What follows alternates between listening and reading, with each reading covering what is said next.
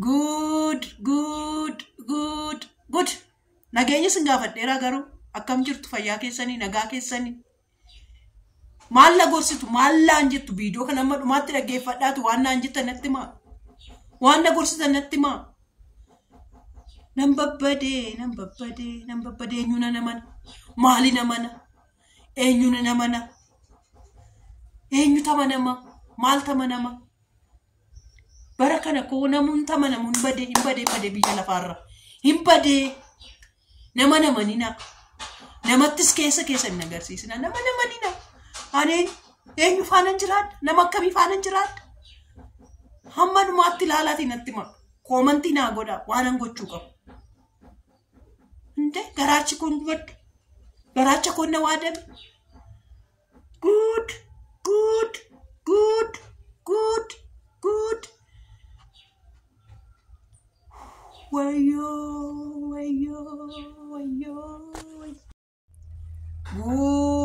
Good.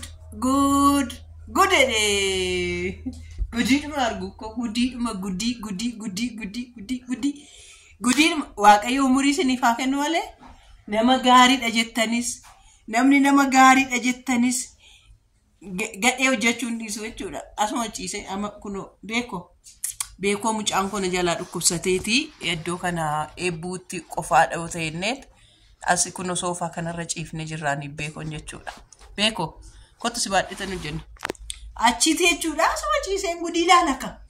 Asuma ciiseen ati eebbaa rafteetti jedhanii jechuudha. Rafteetti jedhanii.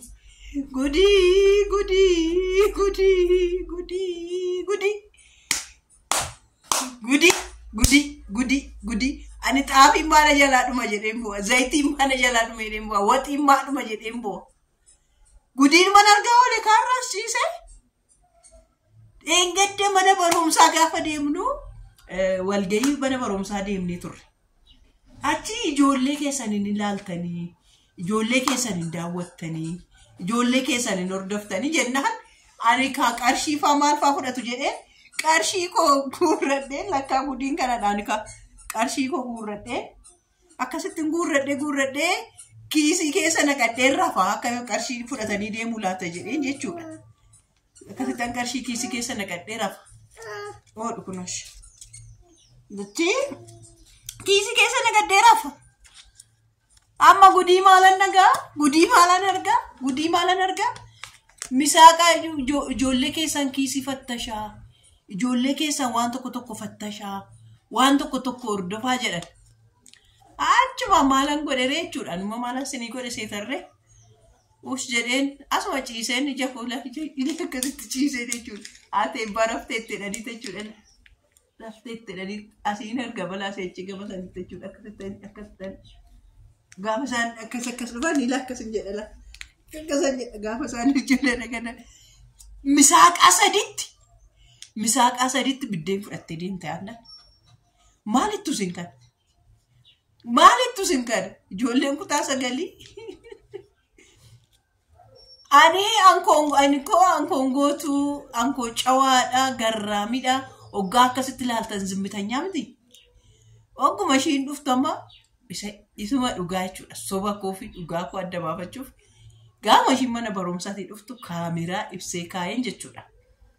Ibsee kaa'een boorsaa kee fidimeen jedha. Waan ishiin deebinaa deebiftu. Waan ishiin jettu ilaalla waliin. Maal jettu sin kan? Yaa gudii, yaa bara keenyaa. Barumsi bara keenyaafi. Barachuun bara keenyaafi. Moo afuura namatti darba laata?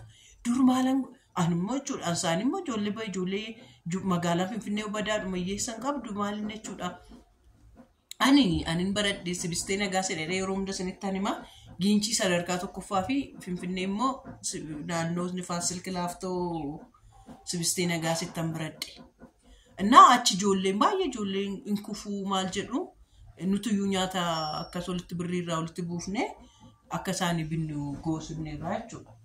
Kanaafuu amma garuu mootummaan nyaata qopheessera jechuudha. Kutaa tokko amma kutaa 8tti nyaata qopheessera nyaatu hin qabu. maalumaa naa ta'eedhaa fi misaaqa saditti misaaba hidhattee soo deemti. Misaaqa saditti jechuudha bara. Namni misaaqa saditti akkamitti hidhata? Ani koo gaashiin mana kanaa baatu boorsaa ishii gaafa natti ulfaatu matsaafaa fa'aa bakka jiramti dishinarii fa'aa maal fa'aa baattee deemti jedhee isa malee ani akkamitti karraan gudii arge kaa gudii sadi maallaan jettu kana maallaan jettu gadan baasamoo ari'umoo teechisumoo maal godhu jireenya xaafii kiiloo tokko birrii 150 biteen mana barumsaatti dargaggeessa naa qallabdi. Maallaan jettu zayitii birrii 220 biteetanii shiroo 140 biteetan kiiloo takka maallaan jettu.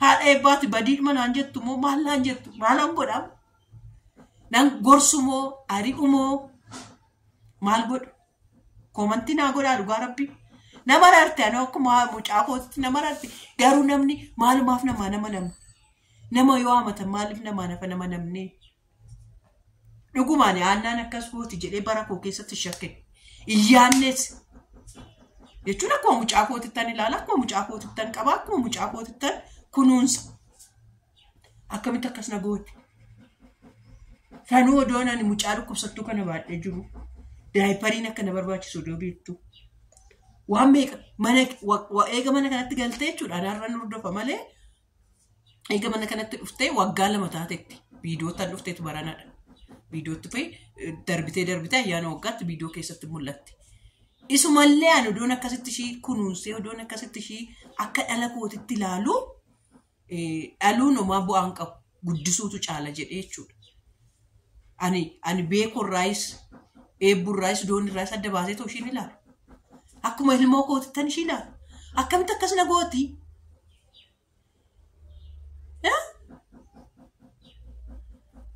Dhugaa rabbi waan ishiin jettu dhugaa deebii ishiin nuu kennitu. Deebii ishiin naa kennitu. Isa dhugaa koo isin hin jedha dhugaa bakka deebii san irratti hundoofne ilaalla. Maal jechuudha annaan